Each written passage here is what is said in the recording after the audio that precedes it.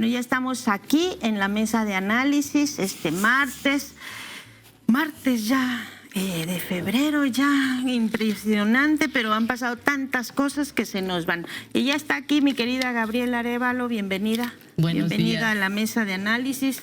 César Pineda, bienvenido de nuevo a la mesa de análisis. Buen día a todos. Investigador del Instituto Mola. Luego me dicen que no digo qué son, pero pues ahí está en el súper, ahí les ponen, ¿no? Federico Anaya, abogado, ¿no? Y Carlos Brown de Oxfam México. Y además te extrañaron en la mesa pasada por el tema de los números y los datos. Hoy tenemos que hablar de muchos números. Cada vez que descansa. Tenemos que hablar de números y datos porque tenemos pues dos temas encima. Y uno, que es el que ha cruzado un poco el programa, tiene que ver con este asunto de las concesiones mineras. Ha sido un tema que ha estado todos los días en la conferencia, que se ha hablado del TEMEC. A ver si por ahí tenemos a Marcelo Ebrard, que también, a ver, ahora lo pido, porque vamos a empezar con eso, ¿no? Vamos a ver a Marcelo Ebrard el jueves poniendo unas aclaraciones de lo que se decía. El día de ayer firmamos un plan de acción con los Estados Unidos de América. Tiene que ver con consultas mutuas. Ese plan de acción es en 60 días presentar entre ambos diferentes alternativas respecto a minerales críticos. Los minerales críticos son aquellos minerales con los que no cuenta un país, que necesita importar de otro país, o que los importa, pero de donde los está importando hay algún problema. Entonces varía mucho la lista. Nosotros tenemos unos minerales críticos distintos a los de Estados Unidos o la Unión Europea o Canadá o Japón u otros países del mundo. Entonces son consultas, vamos a intercambiar información, vamos a dialogar, siempre con respeto a nuestras leyes, a nuestra Constitución, cuidando la soberanía de México en todo lo que hagamos, y tendremos un diálogo muy similar con otros países del mundo en estos próximos 60 días. Canadá viene el 16 de febrero una delegación muy importante, también vamos a hablar con ellos, es un socio relevante de México. Japón, sin duda, Unión Europea y otras naciones. ¿Cuál es la instrucción que tengo?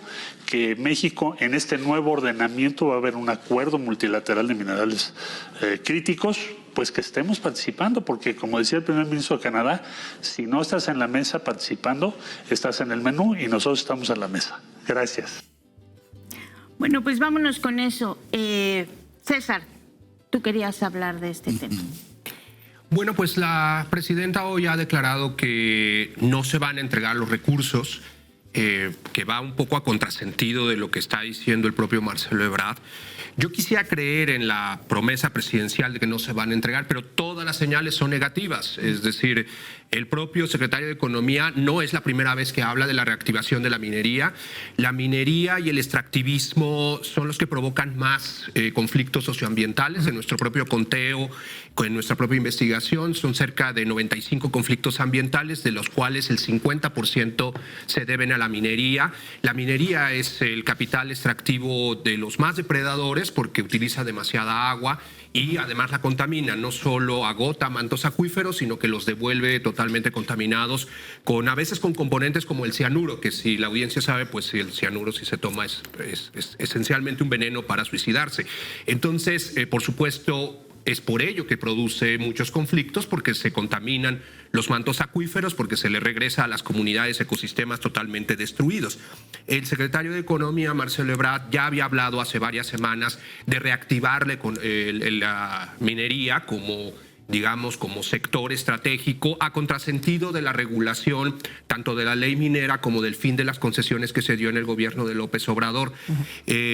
Por el otro lado, también hay un problema de anunciar este tipo de diálogo sobre los minerales críticos. Hay que recordar que los minerales críticos, como le explicaba el propio secretario de Economía, son minerales escasos.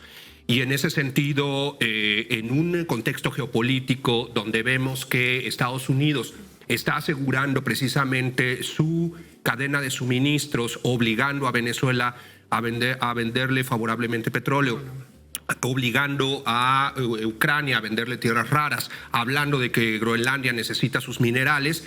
Bueno, no es un contexto donde necesariamente el extractivismo lo podamos ver positivamente. Es un turboextractivismo imperial el de Estados Unidos, y en medio de este contexto donde Estados Unidos está compitiendo de manera acelerada dando un manotazo en la mesa contra China, pues pareciera que el acuerdo se dirige a que México sea uno de la lista del imperialismo ecológico de Estados Unidos y del intercambio ecológico desigual que favorezca a Estados Unidos en su competencia con China. Entonces, todos estos elementos son negativos. Insisto, yo me gustaría mucho pues confiar en la palabra presidencial, porque hay una tendencia del gobierno, al menos pues quizá de las más importantes en el pasado sexenio, de regular a un capital depredador como el capital extractivo y las grandes mineras, aunque hay que recordar que en las cámaras Morena dio su brazo a torcer en relación a disminuir la regulación, porque llegó ahí los cabilderos de las mineras a decir, no, pues queremos más agua, queremos más concesiones, queremos que no sea tan restrictiva la ley. Al final la ley sigue siendo un poco protectora, pero no como lo queríamos, no como yo siempre consideré que esa iniciativa presidencial de López Obrador era quizá una de las leyes pues que se podían aplaudir realmente, porque frenaba, regulaba, acotaba al poder del capital extractivo. Y hoy, desde hace varios meses, y con este anuncio de Marcelo Ebrard, se nos dice al revés. Vamos a favorecer la minería, vamos a abrirle campo al capital extractivo.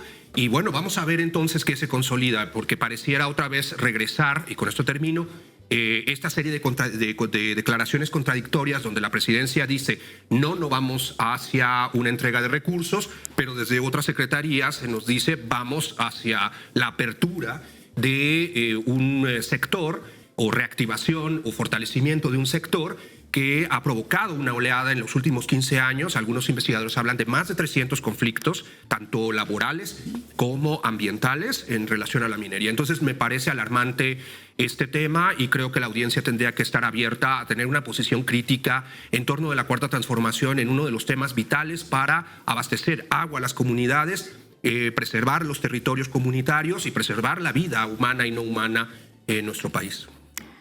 Gaby, parece que hay ciertamente dos discursos, porque Claudia Sheinbaum no una vez, dos veces ayer a nuestro compañero Ricardo Pérez le dijo, ¿no? Es un acuerdo nada más, pero también el 5 de febrero, en el Día de la Constitución, dijo México no se arrodilla, no se vende, ahorita busco la frase exacta, pero básicamente dijo no se venden los recursos naturales y seguiremos protegiendo pues estos recursos. ¿Cómo entendemos esos dos discursos dentro de el mismo paquete? Bueno, yo creo que lo tenemos que entender en la disputa que hay ahorita con Estados Unidos y la necesidad de certezas, ¿no?, con respecto a la relación que hay con este país, pero desgraciadamente yo me voy a unir para documentar nuestro optimismo, ¿no?, a lo que dice César, porque si bien la presidenta ha dicho estas cuestiones, lo que vemos en la práctica son otras cosas. Por ejemplo, coincido con que se deslactosó una reforma que era muy buena, muy potente, realmente protegía medio ambiente, agua, etcétera, y se bajó. Una cosa muy preocupante es que hasta el día de hoy no tenemos las leyes reglamentarias. Entonces se está operando sin las leyes reglamentarias, que es la letra chiquita de la ley y cómo queda. Yo, por ejemplo, encontraba una nota del año pasado de Zacatecas en donde decían los mineros, muy contentos en una convención que hubo, que en el sexenio de López Obrador se habían detenido 25 permisos por cuestiones medioambientales y de uso de agua, y que en este año ya habían logrado destrabar 20. ¿Bajo qué términos? Sin leyes reglamentarias, pues ahí hay una preocupación. Por otro lado, Fernando Aboitiz, en noviembre del año pasado, que es el coordinador de actividades extractivas de la Secretaría de Economía, decía que contemplaban realizar cambios a la ley vigente, es decir, a la letra chiquita, sin modificar la reforma y el espíritu, etcétera, y decía algo que me llama la atención con lo que decía Claudia Sheinbaum el día de ayer, de van a regresar al Estado 200 concesiones, y que eso uno por la cifra y esto le emociona, que dice el Estado va a controlar. Él lo que decía es que las empresas regresan concesiones en donde encuentran que no hay nada, pero que iban a quitar, porque en la ley decía que tenían que hacer remediación ambiental y que en realidad si no habían extraído no había necesidad de hacer remediación. Y ahí a mí me llama la atención porque yo digo, bueno, si buscaron y dijeron te la regreso porque no encontré nada, es decir, esas 200 concesiones regresadas son aquellas que ellos quieren porque no les parece redituable, pero si algo buscaron, pues eso de que no hay afectación, pues tendríamos que ver a qué nivel. Entonces, y la última, que no es nada alentadora, pues es este plan de acción que dice Marcelo Ebrard, por el simple hecho de decir que vamos a ir con Estados Unidos en esto, ¿no? Y dice, y entonces vamos a ir en un acuerdo con Estados Unidos y luego negociar con Japón, la Unión Europea, pero bajo el acuerdo de Estados Unidos y bajo las perspectivas que bien dijo César de cómo está negociando Estados Unidos con los países, no me parece que sean como buenas noticias. Federico, dijo la presidenta, se van a cambiar leyes. No se fue otra de las cosas que claramente dijo, no vamos a entregar los recursos, no se va a cambiar ninguna ley y esto es un acuerdo apenas que todavía no se firma, quedan 60 días, o sea, esto todavía no va. Primero, Marcelo tiende a decir las cosas como le conviene a su facción dentro del gobierno de la Cuarta Transformación. Y ojo, no estoy diciendo ninguna cosa que nadie sepa. Hay facciones. Hasta Andrés Manuel lo decía. Luego ni caso me hacen en el gabinete. Alguna vez lo dijo. Y esto es natural y democrático. Ahora, ¿a quién representa Marcelo? Al mismo grupo que ha tenido el control de la Secretaría de Economía bastante tiempo, porque en los tiempos de la compañera Cloutier teníamos esta tendencia a favorecer a las empresas privadas también. Entonces ustedes tenían concesiones mineras que no deberían haberse dado, como el caso de Tecoltemi en Puebla. Tenías litigando de un lado a Economía y del otro lado a Semarnat. Sí. Y a Instituto Nacional de Pueblos Indígenas en el mismo asunto. Entonces hay una división ahí. Segunda cosa que hay que recordar es que geopolíticamente México no tiene mucha manera de no negociar con los Estados Unidos. O sea, no tiene modo, a menos de que hubiera un quiebre general del sistema mundo. Claro. Y entonces tenemos que agarrar trinchera y, será heroico, pero no estamos en ese escenario. Ahora, ahí tienen ustedes la atención. La presidenta dice, todavía no se firma nada, y Marcelo dice, ya firmamos que vamos a juntarnos. Es parte del debate. Ahora, hay algo que creo que no estamos viendo. Habría que complementar la crítica al extractivismo con quiénes son los que pueden realmente proteger los intereses colectivos. Y lo que encontré yo fue, ya mencioné el caso de Tecoltemi, que fue un litigio exitoso, pero tremendamente difícil, que es difícil de repetir. Pero últimamente hemos visto al ejido Carrizalito, en Zumpango de Neri, en Guerrero, peleando no porque se acabe la minería, sino porque les paguen lo que se debe. Correcto. Y en Chipoco, el ejido Chipoco de Tlalchinol Hidalgo, tenemos exactamente lo mismo.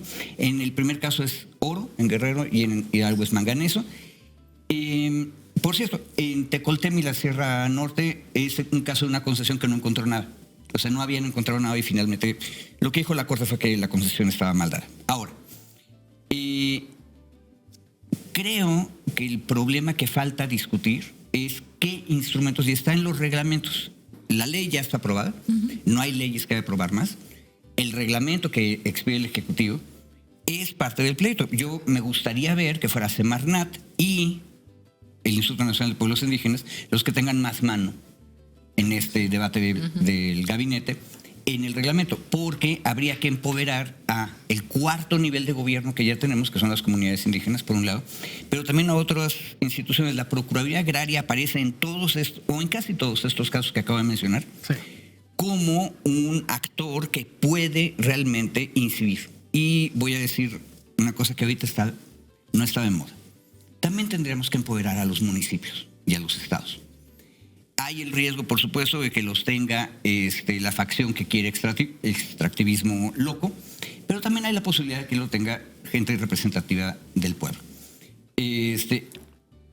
La otra opción, Gaby, es ser centralistas, y con los centralistas pierdes todo el país de un jalón. Entonces yo prefiero poder defender al país municipio por municipio. Carlos, ¿con qué seguimos con este tema? ¿Cómo miramos hacia adelante lo que viene, la discusión? ¿Cómo lo están vislumbrando? Sí, a ver, a mí me llamó la atención que dijeras el asunto del 2 discursos, porque enseguida pensé en los yucatecos y su doble moral, que tienen tanta que tienen 2.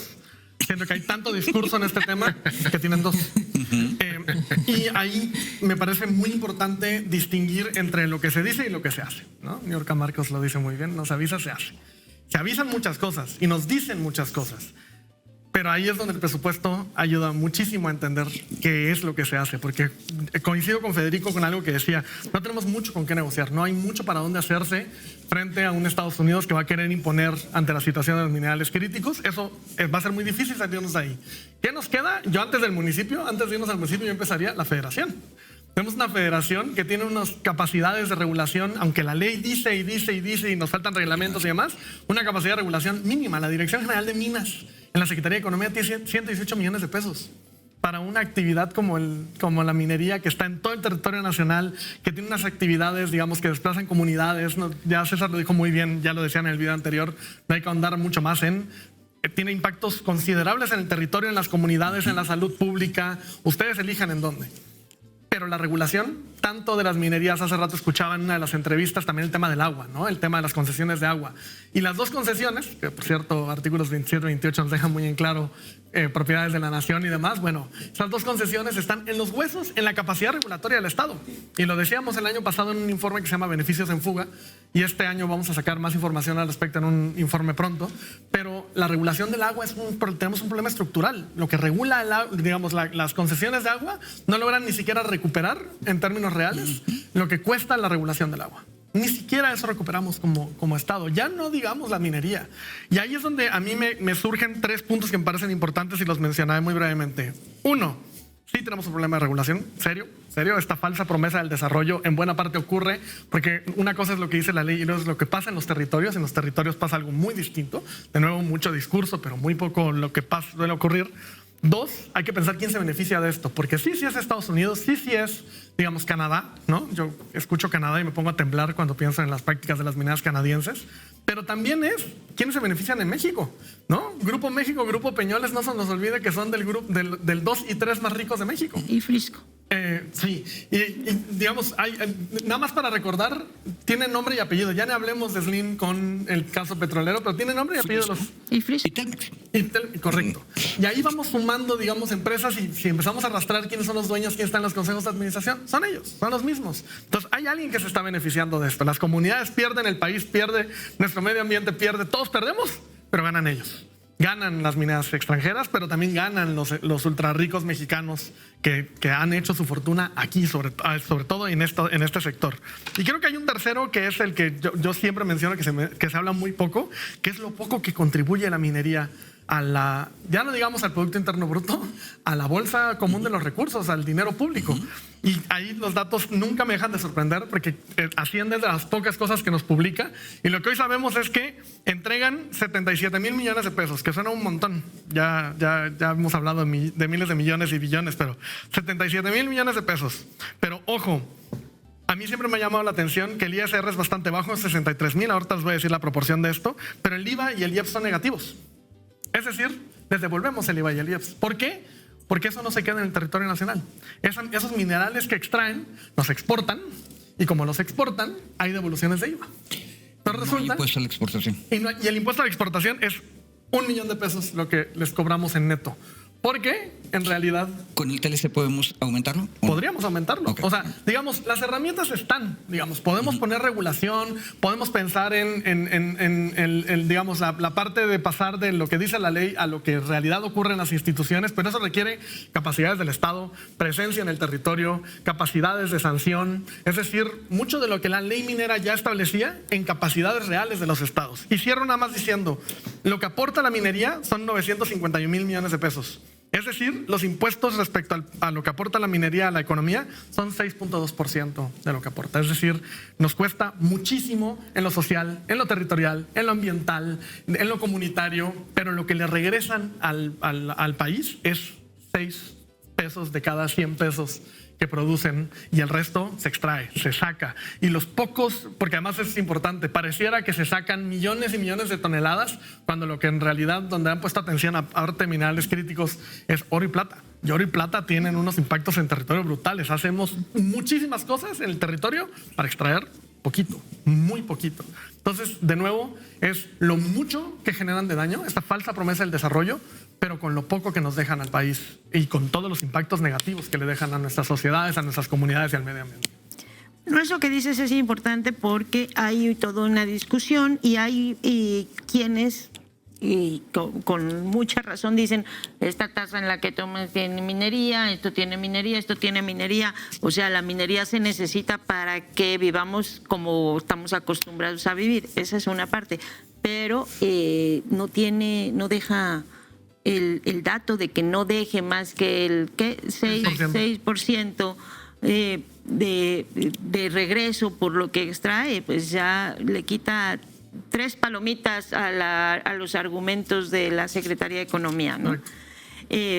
Bueno, si quieren seguimos con ese tema, pero si no, hay otro que está importante hoy porque se supone o esperamos o se prevé que se va a presentar la iniciativa de las 40 horas, que es toda una discusión. Nosotros veíamos en el gráfico, no son las 40 horas, pero estábamos viendo cómo algo que ha ocurrido y que es constante en los gobiernos que han sido progresistas o con los que buscan una mejor redistribución de los ingresos, el salario mínimo ha subido constantemente en todos, con Correa, en Venezuela, en Bolivia, en México, ahora en Colombia, ¿no? Sí se ve algo que parece que medio ayuda a ir escalando. El caso de México es muy impresionante cómo aumentó a partir de 2019 hasta ahora.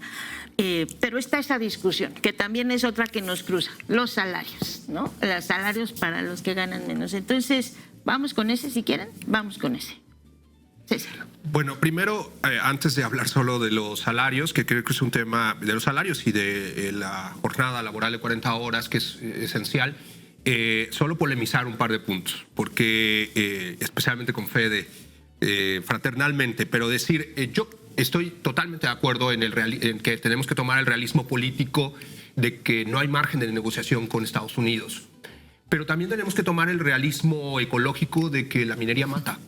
Es decir, no hay discusión sobre ello. Contamina, agota, destruye. Entonces, ¿qué hacemos? O sea, creo que la discusión debería tomar precisamente un cariz realista en el sentido de qué hacemos frente a un margen de negociación ínfimo donde Estados Unidos está imponiendo sus reglas, no solo a nosotros, pero especialmente también a nosotros, y tenemos que dar cada vez mayores concesiones, no solo en este tema, que se entiende, yo he dicho varias veces, incluso en este espacio, que la presidenta hace lo que puede en el margen político que tiene, que es muy poco.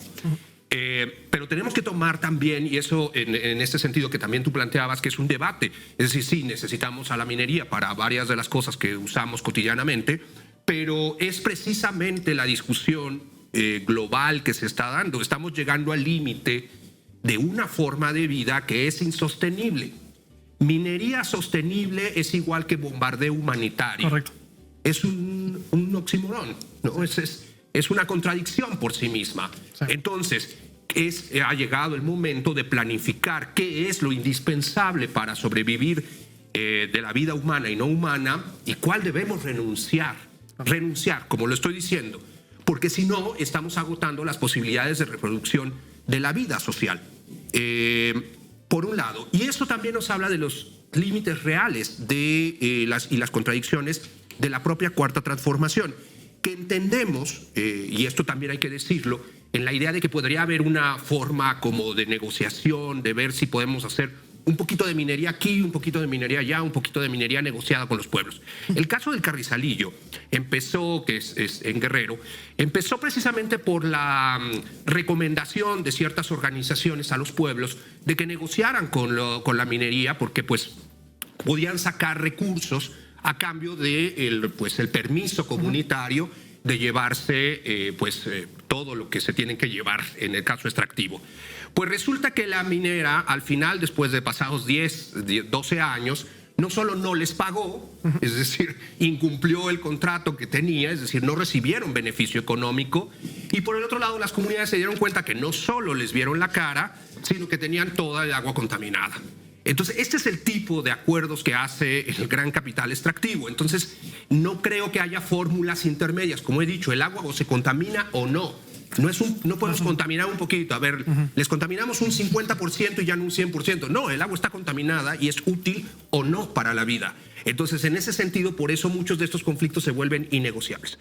En ese mismo sentido, creo que es muy importante reconocer ese doble sentido de cómo los gobiernos progresistas pueden avanzar en ciertos términos. En esta misma mesa hemos dicho, y yo lo he reconocido en numerosos espacios, que tanto el salario mínimo como el aumento al salario mínimo, como los programas sociales y esta redistribución de la riqueza que se ha dado y el aumento de la vida es, por supuesto, el principal logro, no solo del gobierno progresista mexicano, sino de todos los gobiernos progresistas, como tú lo mencionabas también en América Latina, y que esa sí es una separación, si quieren relativa, pero una separación del neoliberalismo tradicional. No se le puede catalogar a estos gobiernos simplemente de manera sencilla como continuidad del neoliberalismo por este tema, que es fundamental para la vida la vida cotidiana de la gente. Sin embargo, lo que vemos a la hora de negociar con los grandes capitales, sea en Brasil, sea en Chile, sea por cualquier gobierno progresista, incluyendo el mexicano, es que el discurso otra vez va por delante de la verdadera negociación con los grandes capitales. Así como con las mineras hubo un pasito para atrás porque no se vayan a asustar los grandes capitales extractivos, creo que en el caso de la jornada laboral, lamentablemente lo que estamos viendo es una serie de maniobras que no terminan por consolidar un derecho que se ha comprometido públicamente la presidencia, que fue tema de campaña, que es una demanda sostenida, que es las 40 horas, pero que sin segundo día de descanso y abriéndole la posibilidad gravemente a las empresas de que puedan aumentar los tiempos extras, me parece que aquí sí hay un problema, como decía la cantante Violeta Parra, pues de que el gobierno termine como ni chicha ni limoná. Es decir, ¿de qué estamos hablando? ¿Estás de un lado del capital o del lado de los trabajadores? Y aquí es donde este problema de ponerse como mediador y querer quedar bien con Dios y con el diablo puede llevar a una legislación que aparenta ser un avance cuando en realidad también se le deja un margen de maniobra a los grandes capitales para poder seguir haciendo lo que ya hacían, lo que ya se decía antes, la imposible geometría del poder. Entonces tenemos que abrir este debate y yo llamaría más bien a las audiencias a decir, bueno, entendemos también que en México efectivamente es evidente que los patrones, las patronales, pues se oponen a este tema y por tanto que se necesita un margen de negociación sin un movimiento obrero fuerte, ni en las calles, ni una gran movilización social. Ahí yo lo reconocería y que por tanto es mucho más difícil negociar en términos de una verdadera legislación protectora de los derechos de los trabajadores. Esas son las condiciones reales, yo diría, pero hablemos en términos de realismo y no de realismo político frente al capital y no de, digamos, del discurso gubernamental que presenta cualquier ley como un avance. Creo que tenemos un problema en este caso con este debate de la jornada de las 40 horas. Un problema y además, tenemos también un problema con nuestros empresarios. Hablaba de Carlos Slim que no quiere, ni siquiera pensiones universales. Digamos que son cosas que se les van rascando a los capitales que les cuesta mucho trabajo ceder a pesar de que tengan ya 1,000 millones. Gaby. Exactamente, tenemos un empresariado muy mezquino, ¿no? Muy mezquino. Pensemos que las 40 horas en la antigua Unión Soviética se alcanzaron en 1960. O sea, hace 65 años. Nosotros estamos así como les damos este año para que se vayan haciendo la idea y luego el siguiente vamos de a poquitos para que no lo resientan tanto. O sea, sorprende mucho que cueste tanto trabajo algo que hace tantos años ya se había alcanzado como una cuestión no solamente de derechos laborales, sino que además está demostrado que mejora incluso la productividad.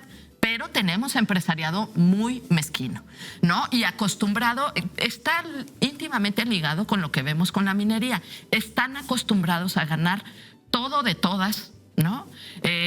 A los problemas que mencionaba César, tenemos que aumentarle, en el caso de las mineras, las alianzas que han hecho con el crimen organizado justamente para el control de los territorios y de la gente que lucha por sus derechos. Por eso es tan delicado pensar en darles poder a los municipios con los problemas de seguridad que tenemos. O sea, estamos en problemas imposibles. Aún así, sí creo que tenemos que reconocer que una de las grandes fortalezas del gobierno, tanto de Andrés Manuel como de Claudia Sheinbaum, tiene que ver con las cuestiones laborales. Este año volvió a subir el salario mínimo 13%.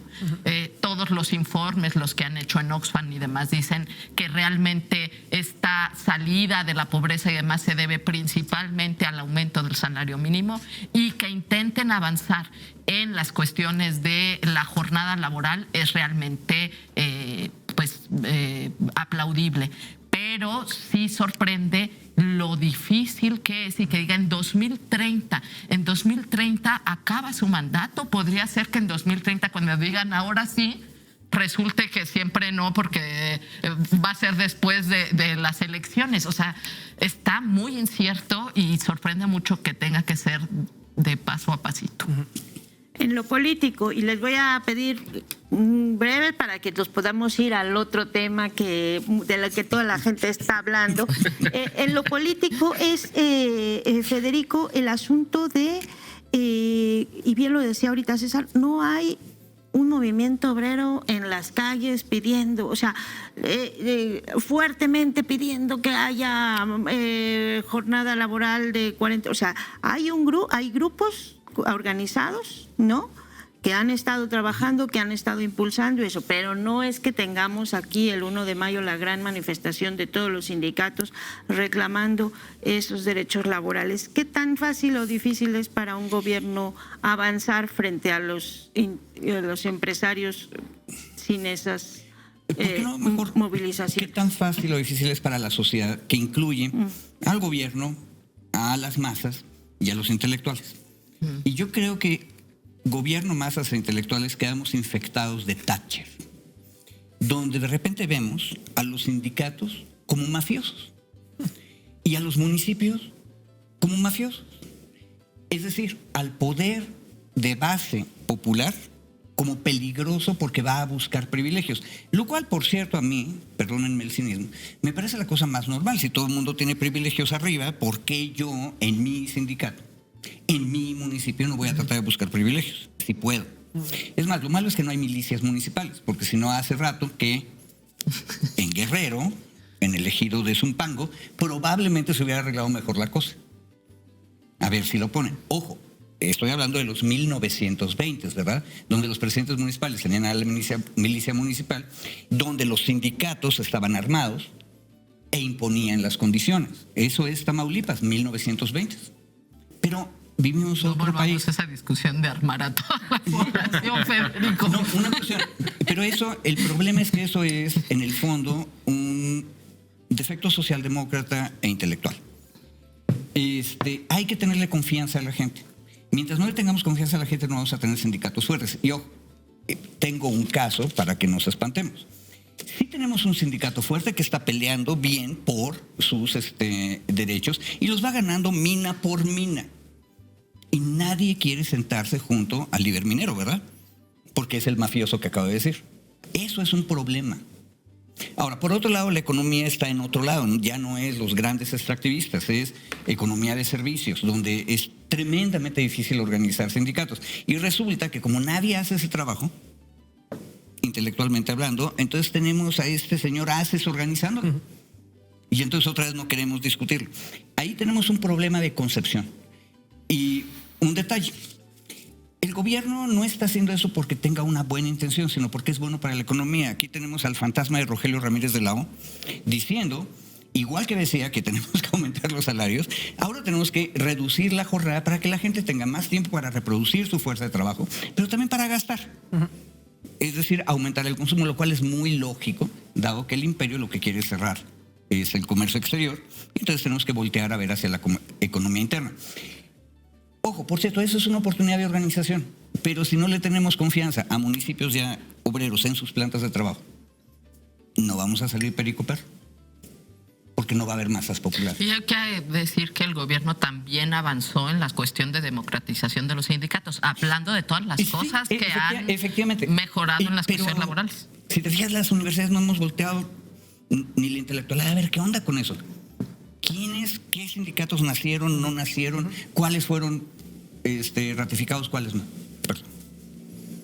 Bueno, pues te queda 2 minutos para que podamos hablar de Bad Bunny. Terrible. Más importante que los minerales críticos. Y Minerales que críticos y no sé qué, pero todo el mundo ahorita está hablando de Bad Bunny. Y hay una discusión y yo apenas hasta ayer lo vi. Entonces, No, yo quiero cerrar porque ya se mencionaban muchos puntos. Hay 3 cosas de nuevo que me parecen bien importantes.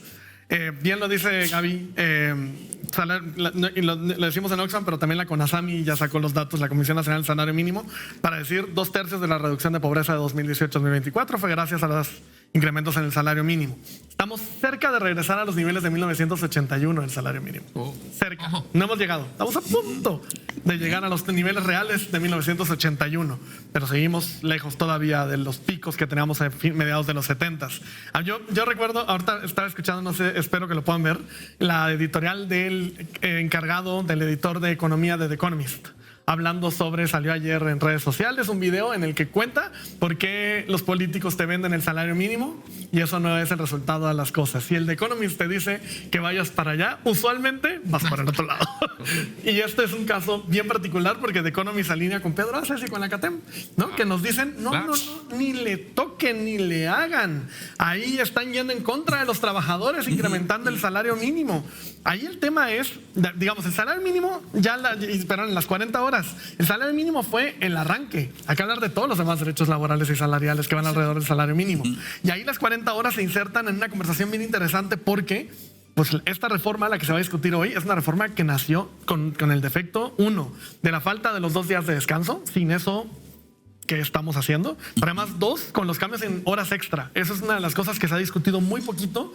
Y en horas extra están subiendo el umbral para considerar horas extra para el pago de horas triple. Entonces, ¿qué está pasando? Le estás dando la opción 1 de la negociación entre trabajador y empleador en este país.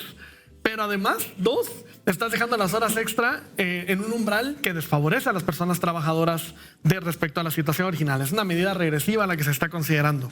El sábado lo convierten en las noches. Lo convierten en las noches, correcto. Y además están diciendo que van a hacer un registro electrónico de horas trabajadas, un poco como lo que España avanzó en los últimos años en la última gran reforma, que suena muy bien en el texto, pero en realidad eso implica implementación. Y otra vez, como pasa con la minería, es regresar a lo que dice la ley es una cosa y suena muy bonito, lo que ocurre en la realidad es otra cosa muy distinta. Y cierro diciendo que hay la gran conversación que tiene que acompañar tanto medidas salariales como medidas laborales, es la conversación sobre la inspección laboral, que es un tema abandonado en México. Tenemos, de los niveles que recomienda la OIT, la 10ª parte de personas inspectoras por cada 100,000 personas trabajadoras. Estamos en los huesos en inspección laboral. Ya no hablemos en los gobiernos estatales, que ni siquiera saben que les toca regular, ni siquiera saben que les toca inspeccionar. Ni saben, ni se enteran. Pero también pero en la federación tenemos un problema serio. Y quiero regresar, hace rato no estaba escuchando lo que me estaban diciendo, que me estaban diciendo frisco, no entendía lo que me estaban diciendo, pero quiero regresar a que de nuevo tenemos al señor Slim diciendo no, ni me toquen, ni mis intereses en la minería, ni mis intereses en los salarios. ¿Por qué será? Ni mis intereses en las 40 horas. ¿Por qué será? Porque cree que vive en Nueva España. Porque siguen creyendo que ellos son los que mandan y que ellos son los que deciden sobre este país. Es que sí, son ellos los que mandan. y ese es el tema. Y además se los permitimos, y les damos la cobertura y les permitimos que influyan en la conversación como influyen hoy en día. No, y ahí es donde el Estado se tiene que plantar y decir, qué bueno que nos estás ayudando a traer inversiones. Ojalá hablemos un día de esa mesa de inversión de Slim, con Slim sentado a la izquierda de la presidenta. Es que la mesa puede verse igual. La mesa puede verse exactamente igual con Slim y los grandes empresarios, que por cierto, para mí yo le haría una acotación. Son mezquinos los empresarios, pero el gran empresariado es profundamente mezquino en México. Vengan a la mesa, vengan a la conversación, pero donde el Estado manda. Y ese es el cambio en la mesa que tiene que ocurrir pronto, porque ahorita lo que está pasando es que el gran empresariado y los sindicatos amañados, porque hay que decirlo, sí hay un movimiento, un frente por las 40 horas, sí hay un grupo, digamos, movimientos y sindicatos de plataformas digitales, pero los sindicatos de toda la vida son los que siguen participando en la conversación, y la verdad es que la participación laboral, la participación obrera, lo hemos reducido a eso porque así se ha decidido, pero sí hay otros representantes, sí hay una voz en los territorios y en las ciudades llamando por esto. Pasa que hay que voltear a verlas, hay que escucharlas y ver cuál es la demanda, y la demanda es muy clara. Son 2 días de descanso, 40 horas y dejando las horas extra como debieron haber quedado, porque si no es una medida regresiva.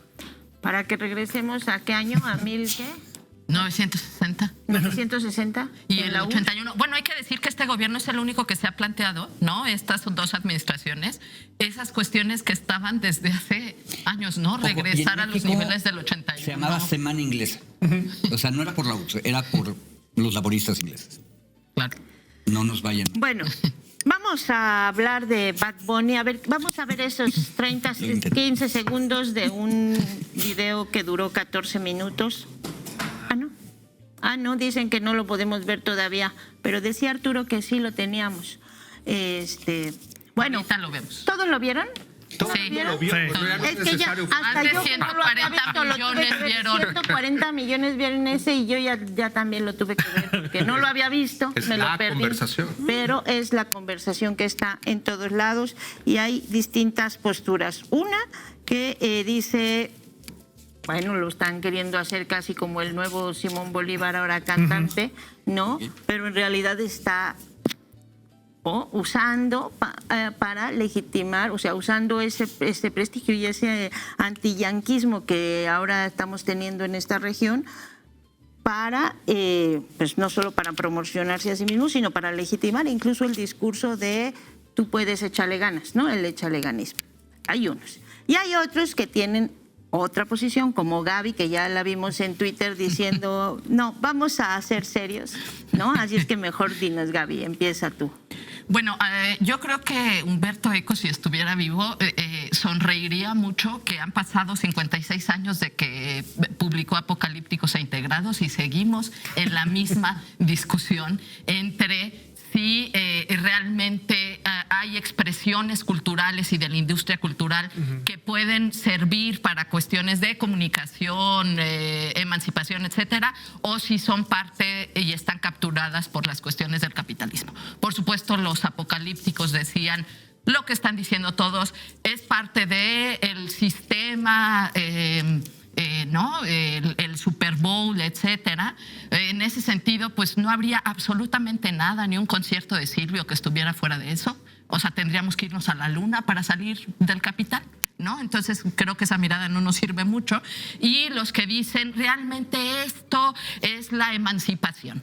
Y Humberto Eco lo que decía era pues ni una ni otra, una cuestión en medio, ver cuáles son los límites, ¿no? De expresiones como esta, que sí efectivamente reproducen una cierta dinámica social, pero también ver, y eso es lo que nos cuesta trabajo, y nos cuesta trabajo desde la izquierda y a lo mejor desde la academia, porque luego no salimos a tomar aire, ¿no? Pensar... Pisar pasto. Pisar pasto. De cuáles son las posibilidades sin querer que eso sea la revolución, empezando porque la revolución no es un momento, es un proceso. Y qué partes de la industria cultural pueden ayudar a alimentar ese proceso.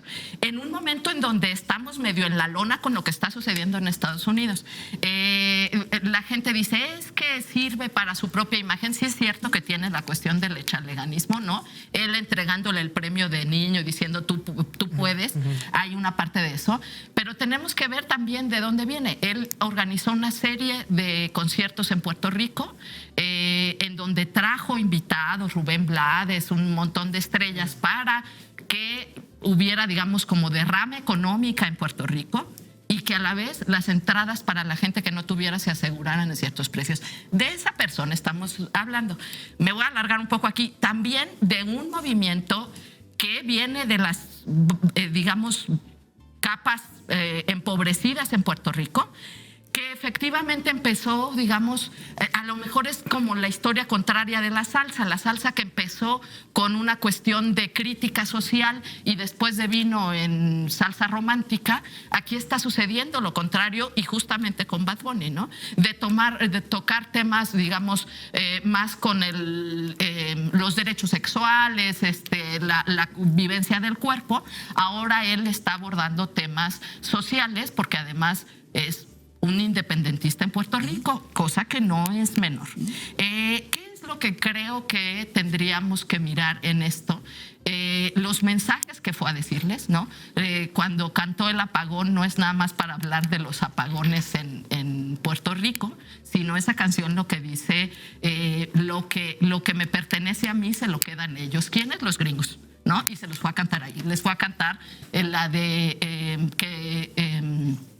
lo que sucedió a Hawái, ¿no? Que es otra canción muy dura contra las cuestiones del colonialismo. Y lo que tendríamos que ver es el ánimo que generó en la gente. Y eso es lo que se nos pierde de vista cuando tenemos pocas, digamos, participación social, ¿no? Lo estamos diciendo con las cuestiones de los obreros, y cómo podríamos aprovechar ese ánimo que creó en la gente, ¿no? De este latinoamericanismo, ahorita que es tan necesario para Cuba, para decir, de ese ánimo de identificación, de solidaridad, me agarro los que sí tienen oportunidad de incidir en la política para hacer algo. Yo leía a Cristina Rivera Garza decir, yo lloré con el espectáculo. No estamos hablando de gente acrítica que nada más está queriendo perrear, con todo el derecho que tiene la gente a perrear, hay que decirlo, y defendámoslo, ¿no? Pero no estamos nada más hablando de... hay un sentimiento, hay una emoción social que tenemos que aprovechar. Ahí está. O sea, ¿por qué no agarrar eso para decir, nos quieren subir impuestos por ayudar a Cuba, que se puede morir de hambre? Bien vale pagar los impuestos. Tendríamos que hacer otras cosas para que no nos los cobraran. Pero incluso si no vamos a hacer esas otras, la solidaridad que nos merece Cuba para no dejar morir de hambre a la gente, así a nosotros nos cueste más impuestos. Y eso es lo que se está dejando de ver. Pues yo nada más te veo a sentir, totalmente de acuerdo, pero hay elementos, ¿no? O sea, por ejemplo, estaba esta cantante Lady Gaga. Que la usó para ver que bailan muy mal. Sí, no pero que mucha sabor. gente, o sea, entre ciertos círculos decía, no, bueno, que es sionista y que no sé. Entonces, tiene también sus elementos contradictorios dentro de los propios 14 minutos. Ya no hablemos del resto del Super Bowl. Yo diría que hay varios niveles de discusión, porque lo que sucedió en el Super Bowl sí es muy importante en términos simbólicos. Primero habría que decir que creo que no se entienden los mensajes políticos, que muchos son contradictorios y ambiguos, estoy de acuerdo en eso, pero que sí hay una tradición. Hay que recordar que Bad Bunny viene también de la revolución del perreo, es decir, de una convocatoria pública junto con Residente y el propio Ricky Martin a salir a las calles a deponer un gobernador. O sea, no estamos hablando solo de cualquier cantante, que además habla en una canción que dice yo perreo sola, que a mucha gente le puede parecer insignificante, pero que en un contexto de ultraderecha y transfóbica, y donde además él en el video se draga, se viste de mujer, como una drag y perrea, es disruptivo. Es decir, yo diría que no se entiende, y debemos entonces analizar el contexto simbólico no solo en el cantante en sí mismo y sus propias contradicciones que tienen que ver con el liberalismo cultural y el multiculturalismo. Lo que vimos en el Super Bowl es una reivindicación identitaria multicultural que puede parecer muy liberal, pero que en el contexto de Donald Trump pues es balazo en catedral. Es decir, es disruptiva en tanto se opone a unos valores dominantes que está empujando el propio Donald Trump, que es americanismo, racialidad blanca, incluso supremacismo, Pues en ese sentido, cualquier reivindicación multicultural latina y a favor incluso de la población queer es totalmente disruptiva. Es por eso su carácter disruptivo, no porque en sí mismo sea liberador o ahora Bad Bunny represente a la izquierda mundial, que eso es llevarlo demasiado lejos, por supuesto. No hay que sobreestimar ni subestimar lo que sucedió y yo lo llevaría a un nivel un poco más estructural. Y es que lo que reflejó el Super Bowl es que el proyecto cultural hegemónico de Estados Unidos ya no existe. Por mucho tiempo el American Way of Life fue la promesa para todos los migrantes de poderlos recibir en el espacio de la libertad, en la tierra de la libertad. Y hoy el proyecto dominante está diciendo no son ya recibidos en este espacio. Entonces, más allá de la migración y más allá del ámbito económico, lo que sostuvo la hegemonía estadounidense era la promesa de un capitalismo reformado, donde el sueño americano era posible para quien sea, para los migrantes a finales del siglo XIX y principios del siglo XX, que eran esencialmente europeos, y luego para los dreamers.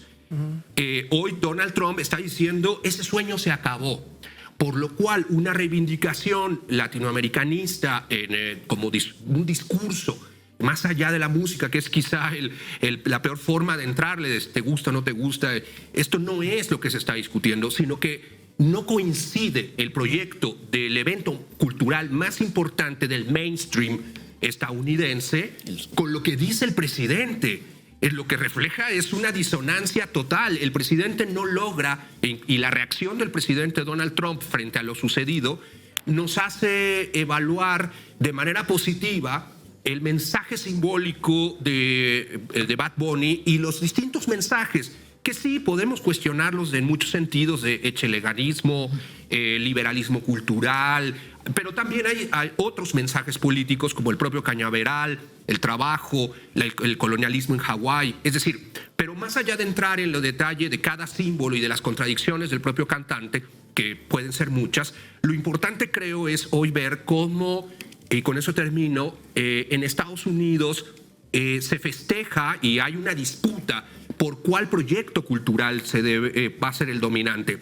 El de Donald Trump, cierre, americanismo, que se reflejó incluso en el otro show, cantantes blancos, cantantes que reivindican abiertamente la racialidad blanca, etcétera, o el centro de un proyecto que sigue siendo liberal, que sigue siendo, si se quiere, el multiculturalismo tradicional neoliberal, pero que hoy es disruptivo frente a una derecha que ni siquiera acepta esa multiculturalidad, no acepta incluso el español, no acepta otras identidades.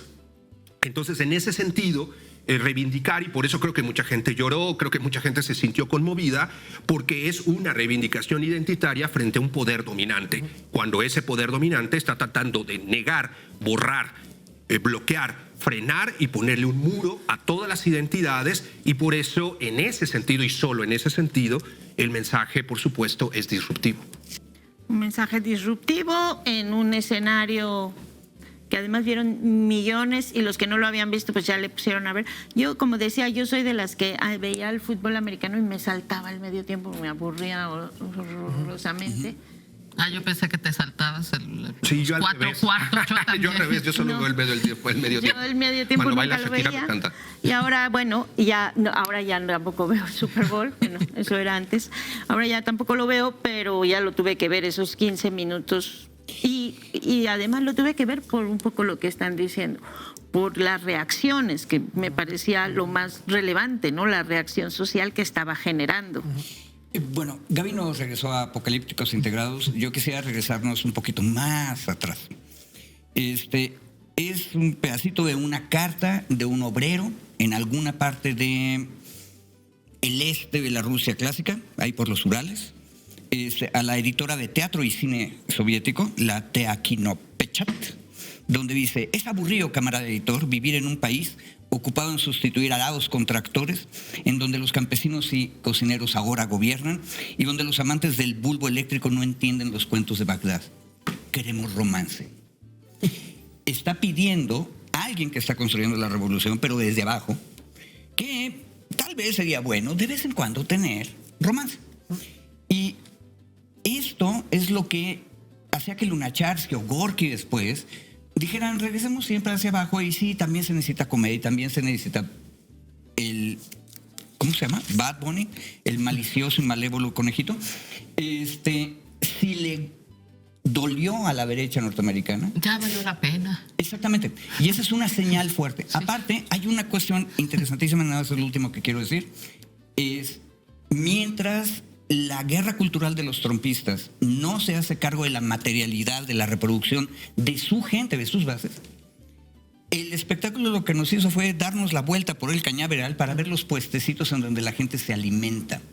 Y hay 20,000 anécdotas y sobre y subinterpretaciones, no me meto a eso, pero la señal es muy clara, o sea, hay que voltear a ver abajo donde la gente se reproduce materialmente. Entonces, yo me quedaría con este compañero que quería ver romance, porque ya estaba construyendo un nuevo mundo. Hablando de eso, vamos a ver lo que dijo Donald Trump, que creo que sí lo tenemos, lo que escribió, que le dijo que no le había gustado, ¿no? Que le pareció espeluznante. ¿Cómo va? ¿Cómo va? On American. A ver si ya lo podemos, ahí está. No, es absolutamente, esta es la traducción, absolutamente terrible, uno de los peores de la historia. No tiene sentido, es una afrenta a la grandeza de Estados Unidos, no representa nuestros estándares de éxito, creatividad ni excelencia. Nadie entiende ni una palabra de lo que dice ese tipo y el baile es repugnante, especialmente para los niños pequeños que lo ven desde todo Estados Unidos y el mundo. Este espectáculo es una bofetada a nuestro país, establece nuevos estándares y récords cada día, incluyendo el mejor mercado de valores y los mejores planes de jubilación de la historia. No hay nada inspirador en este desastre de espectáculo de medio tiempo. Recibirá excelentes críticas de los medios de comunicación falsos porque no tienen ni idea de lo que está sucediendo en el mundo real. Y por cierto, la NFL debería reemplazar de inmediato su ridícula nueva regla de inicio. Bueno, gol de campo, ¿no? Gol de campo, o sea, que esa, al final de cuentas... Hizo rabiar. Lo que uno festeja es que, o sea, cuando difícilmente alguien se puede poner así con el presidente de Estados Unidos, pues llegue Bad Bunny y... Espuma en la boca. Eso. Porque además no olvidemos que es el Super Bowl, que es el Supertazón, es el espacio, el producto cultural y deportivo más visto en Estados Unidos que une pobres con ricos, blancos y negros, latinos, que une a un montón de la comunidad. Es de los pocos espacios en donde esto medio se disolvía. Y llevar ahí, en el corazón de eso, a un espectáculo cultural que reivindica todo lo que reivindica, e incluso en las contradicciones de Bad Bunny, no solo, lo decías muy bien, César, reivindicación identitaria cultural, y yo le agregaría, y un poquito de clase, porque muchos de los símbolos identitarios tenían todo que ver con el asunto de clase. Ojo, con la contradicción de que él es un tipo rico que cobra unos boletos que son impagables, ¿no? Sigue siendo una contradicción. ¿Quién puede pagar ese espectáculo? ¿Quién lo puede pagar? Pero además es que estamos esperando a Simón Bolívar en el Super Bowl.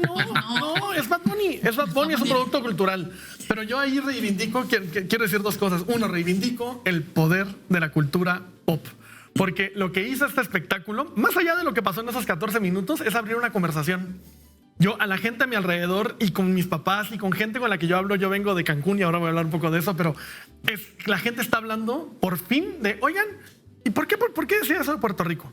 ¿Y por qué Puerto Rico es un estado? ¿Por qué la bandera celeste? ¿Por qué la bandera? Exacto, ¿por qué ¿Es un estado? ¿No es un estado? ¿Por qué son ciudadanos estadounidenses o no son? Y se abrió una conversación que no es popular. Es una conversación que ha sido muy académica.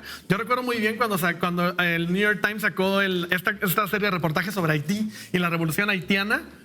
En Estados Unidos decían, la academia decía, llevamos años diciendo, es como, qué bueno, pero la gente no se enteraba, se enteró. Y se abrió una conversación sobre la revolución haitiana como la primera gran revolución popular reivindicada por población negra, esclava, en fin. Ese es el poder de la cultura pop que me parece tan importante aprovechar.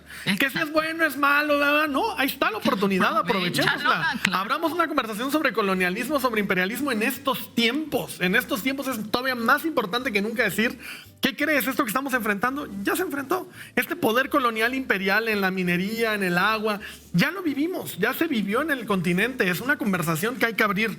Y quiero decir lo segundo, que es, como decía, yo soy de Cancún. yo siempre vi como una oportunidad perdida que Cancún como proyecto político, pues un proyecto hecho a modo por el gobierno mexicano, no fuera nuestra puerta de entrada a la conversación sobre el Caribe.